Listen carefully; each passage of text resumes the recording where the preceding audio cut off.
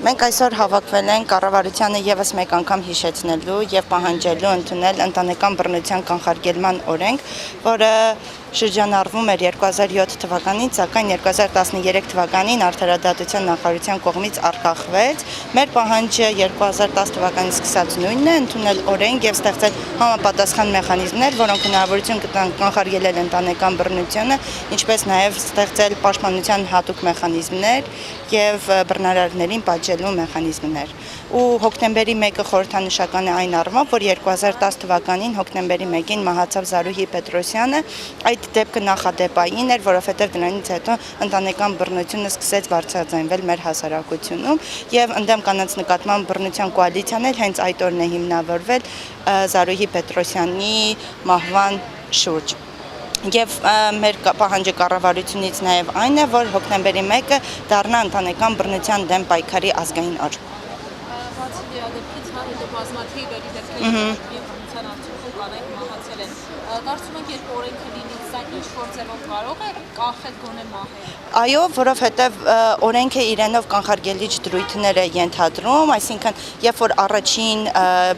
նախադեպը լինում է ընտանիքում, որը պարունակում է իր մեջ բռնության տարրեր, դա հնարավորություն կտա միանգամից միջամտություն իրականացնել եւ թե փրկել տվյալ կնոջը բռնությունից եւ թե փրկել նրա կյանքը, ինչպես նաեւ փրկել ընտանիքը որպես այդպեսին։ Մի փոքր կներկայացնենք հիմա իրավիճակը ինչպես է բռնության հետ կապված առաջ ընդհանրապես հա չէին դիմում, հետո ավելի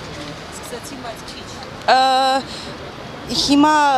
ինչ-որ չափով սկսել են դիմումների քանակը ավելի շատանալ, կոնկրետ ոստիկանությունում տանչափահասների եւ ընտանեկան բռնության դեմ պայքարի բաժնում այս տարի արդեն մոտավորապես 1500 ահազանգ է եղել ընտանեկան բռնության, բայց հասարակական կազմակերպությունները շատ ավելի շատ թվով թե գծերին հեռախոսազանգեր են ունենում, բայց նաեւ շատացել է այն դեպքերը, երբ որ իմանում ենք, որ մարդը մահացել է ընտանեկան բռնության արդյունքում։ Եվ 2010 թվականից սկսած մոտավորապես 30 կին է մահացել ընտանեկան բռնության արդյունքում առանց մայրական խնամքի թողնելով 45 երեխաների մոտ։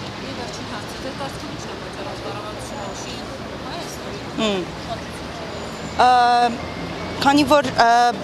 օրենքը որպես այդպեսին կանխարգելիչ բնույթ է կրում, նա ինքը ներառում է իր մեջ տարբեր գործառույթներ, որ կառավարությունը պետք է վերցնի իր մեջ իրականացնելու։ Եվ մեր կարծիքով հիմնական պատճառաբանությունը ռեսուրսների սղությունն են ֆինանսական, սակայն մենք վստահ ենք, որ կանխարգելման համար ավելի քիչ ռեսուրսներ են անհրաժեշտ, քան ընտանեկան բռնության զոհերի հետ աշխատելու համար։